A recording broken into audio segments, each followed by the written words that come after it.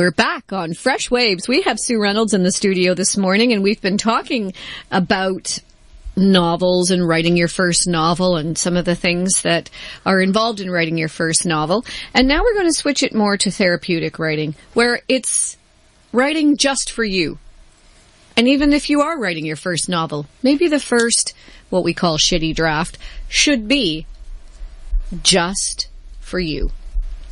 And maybe that takes off some of the pressure. But for other people who have never written before, or who are looking at writing so that they can unburden themselves or just free themselves, just to be free, to get that black crow that sits on your shoulder that was left there from a grade 5 teacher that said, well, you'll never be a writer, that's for sure, in a little flippant comment like that stays with you in that black crow on your shoulder for the rest of your life.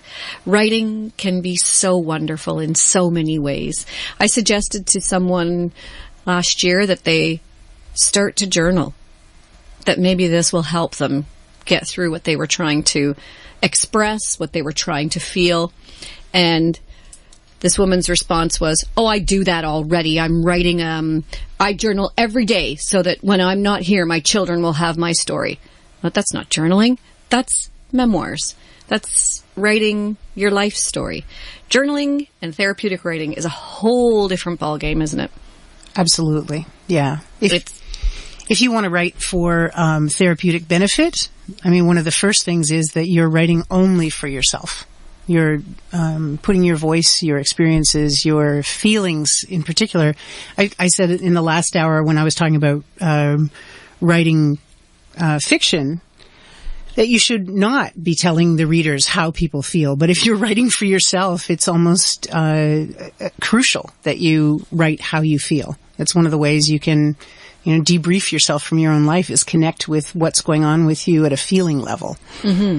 So, and then in so doing, you can often express yourself in a way that you can't in any other way in our society.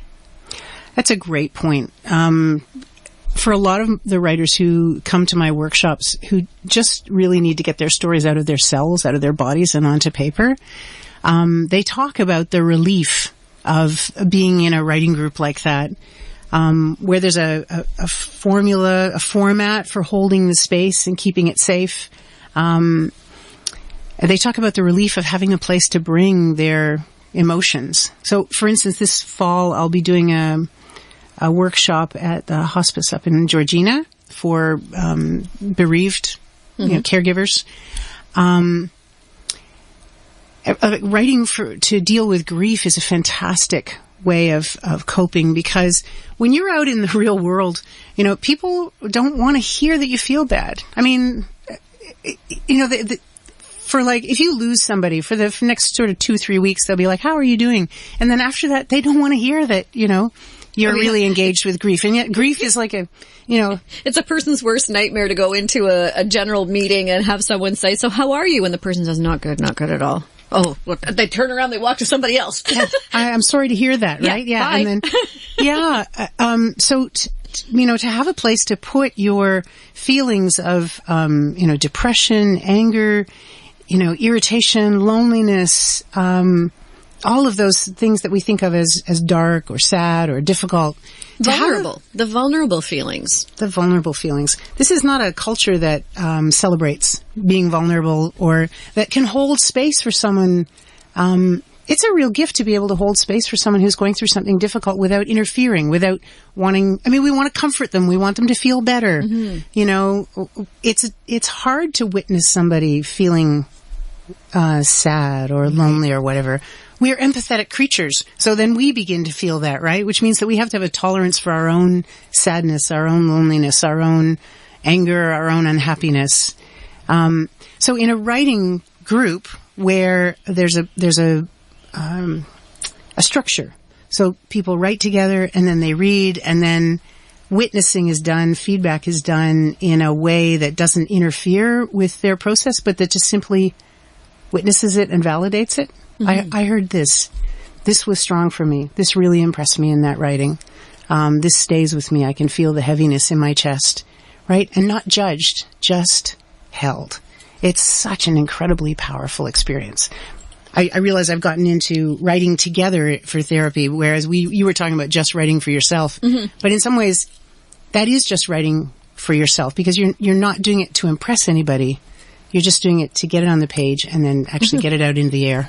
And in these workshops, it's always up to you, isn't it? If you choose to share or not.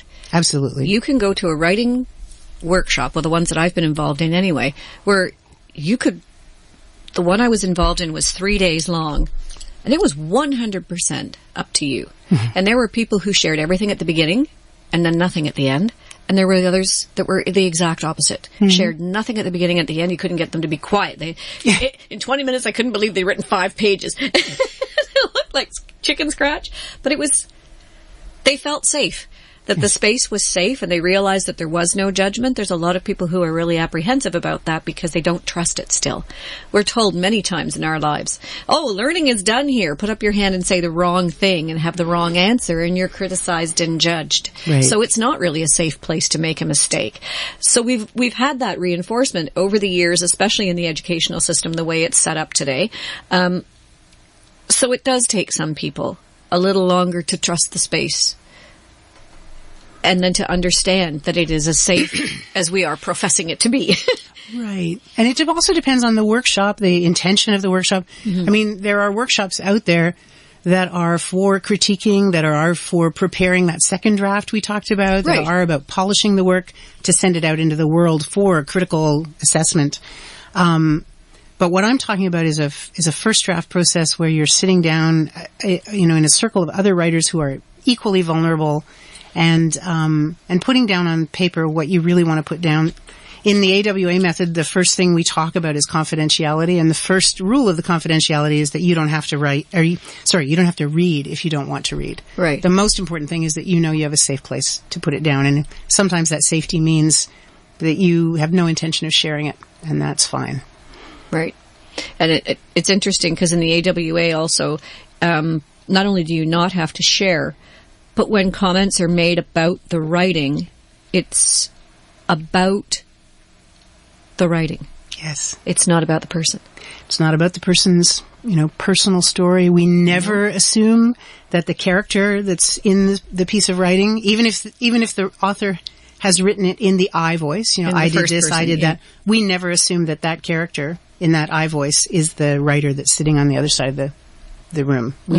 We talk about, how does this affect me as a piece of writing? Where was I engaged with it emotionally, and how did I feel in response to it? What was strong in it? What was beautifully worded?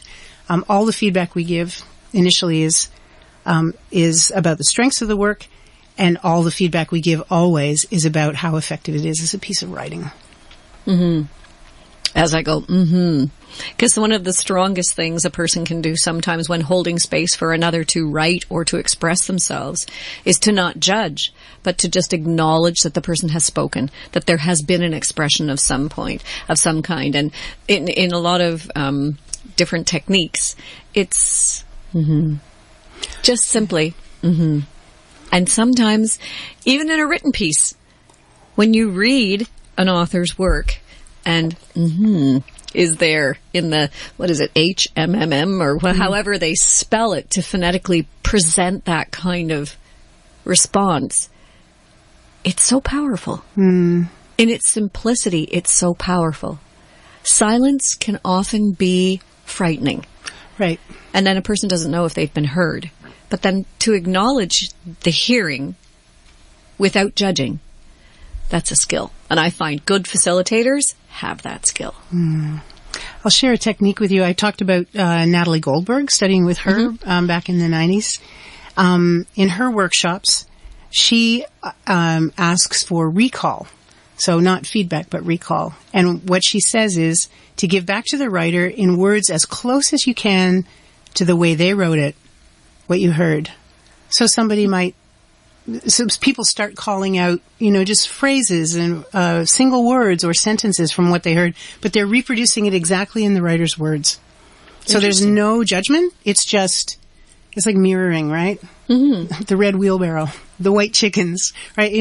And that is actually incredibly affirming and validating, just to hear that you put words out there and that they stuck, People took them in, and going back to the PET scan, we talked about that that those images bloomed in the reader's mind or the listener's mind. Mm-hmm. They had a reaction. It stayed with them, right? It's incredibly powerful to know that your words did something for someone. And then what did they do for you? I mean, in terms of the person who comes into, someone can be listening to this show right now and say, oh, I'm going to go to a yoga retreat. I'm going to a drumming retreat. Why would I ever go to a writing retreat? I don't want to sit at a desk and write for a whole weekend. That would be awful. Yeah. For some people, they do imagine it's going to be like homework, right? Right.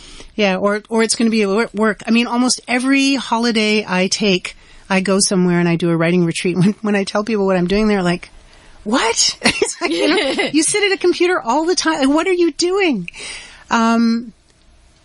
But it's like a deep, sweet conversation with yourself. It's tremendously self-affirming, self-compassionate. It's a very loving way to be with yourself, to witness your own words. And again, that very non-judgmental, that delicious discovery that, like, I didn't know that's what I thought.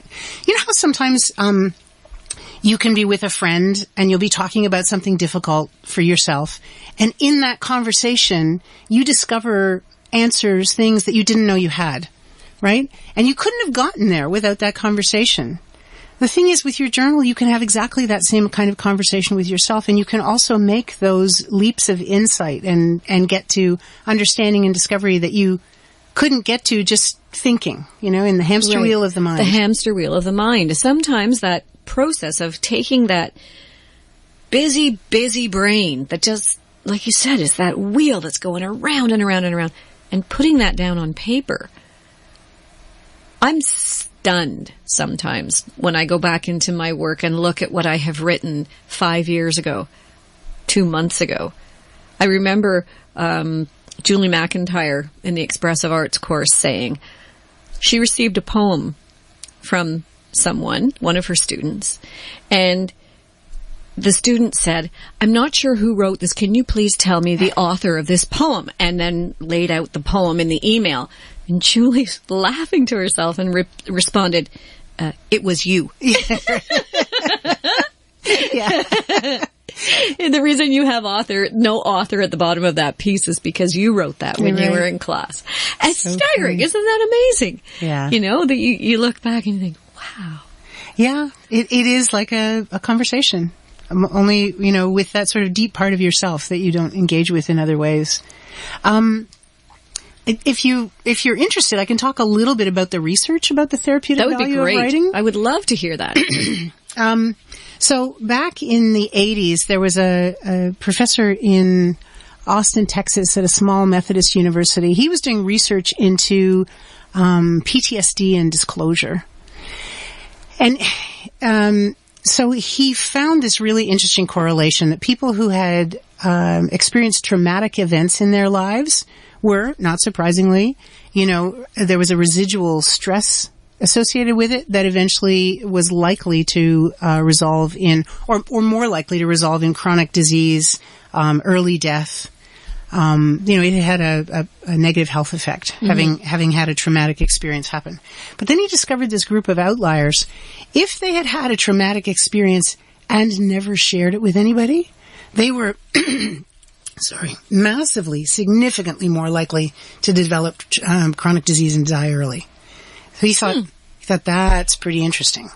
So he did an experiment with students at the university. He divided them into groups, and one group wrote, but they just wrote kind of essay topics, setting up my schedule for school, what I intend to do this year, that kind of thing. The other group, he encouraged them to write about things that had happened to them that were distressing or dismaying and that they had never told anyone. He had them write for 20 minutes a day for 4 days in a row. They deposited their work anonymously into a big drum So they didn't sign it. Nobody was going to associate it with them. And then because it was a small Methodist university and people were on campus and really didn't leave, he was able to track their health over the next 6 months. And he discovered that the students who had disclosed, who had written things that distressed and dismayed them for the first time, that they were almost 50% less likely to develop, the kinds of stress-related things like colds, flus, upper respiratory things, than the group who had just written kind of essay topics. So they got really interested in that. He published those findings, and other people got really interested in that. They did some more experiments around that. They paired up with the School of Nursing and they did immunological assays after the therapeutic writing, and they discovered that people's white blood cell count went up. So their immune systems were strengthened when they wrote in ways that were disclosing what was distressing to them. Interesting. Yeah, exactly. Then they published those, and other researchers got on board. They began doing writing experiments with people who were suffering from anxiety, suffering from depression. They did it with breast cancer patients. They did it with heart attack survivors. They did some things like they did it there was a group of men who had been suddenly let go from their jobs, like shockingly they weren't prepared for this. They divided them into two groups. Again, one group just sort of wrote, they just wrote, but it wasn't about what had happened to them. The other group processed what had happened to them. And I think a year later, I don't know, it was a year or 6 months later, almost all the men who were in the writing, the processing group were rehired, had moved on, were, engaged with their lives in meaningful ways again. And the group that had not written the disclosing material, they were still bitter and struggling and having a hard time. Most of them were not rehired. Like the curves were quite extraordinary. So, over and over and over again, there are tons of experiments that have been done in this way. In almost every instance, the results are quite significant, that writing down what distresses and dismays you has a positive effect on your health, your mental health, your life situation, and it's scientific research with statistics. Wow. Yeah. That's great. It's nice. People like to have the research behind the sort of, I've had my own experience with the writing. I've seen what it can do for other people, what it can do for myself.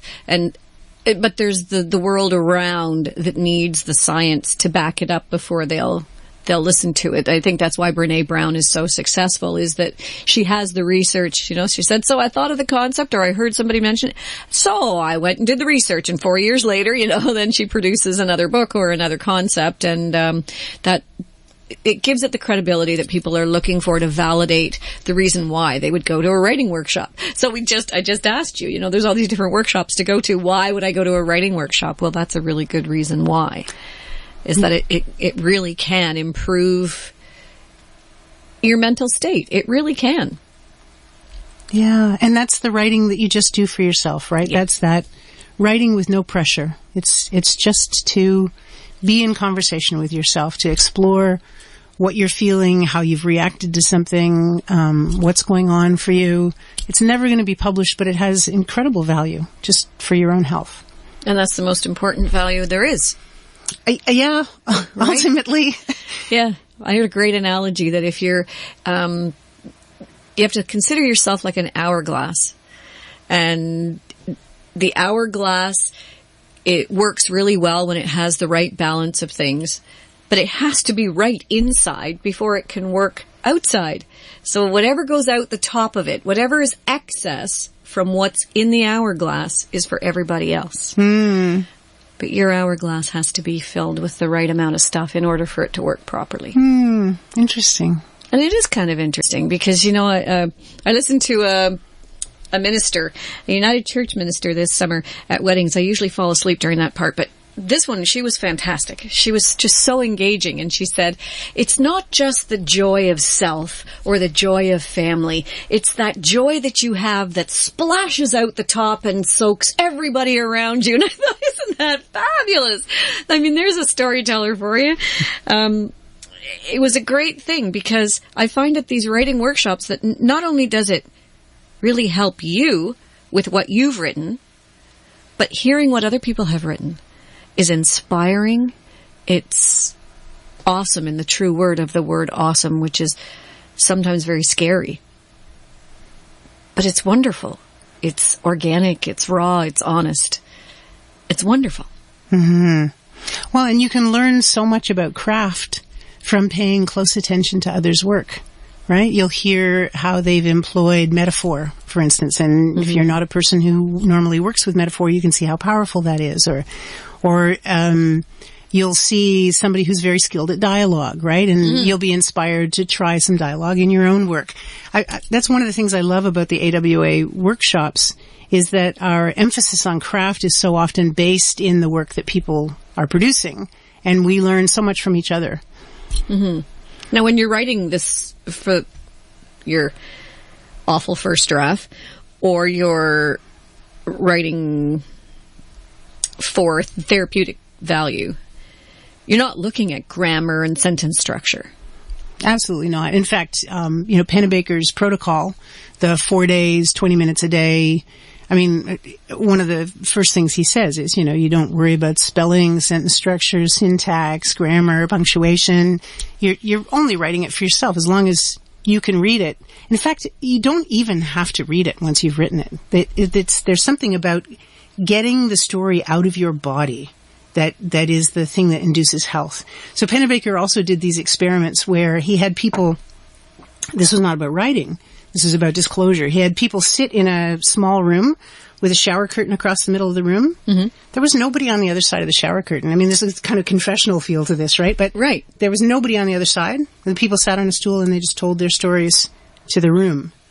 And there was another group that he worked with where he had them write on, do you remember those magic slates? Yes. From, you get them at the dollar store, right? A waxy tablet with a plastic thing over it, and you write it on, and then you pull up the sheet plastic goes top, away. and it disappears, right? So he had people write their material that was distressing on those, and then it was gone, right?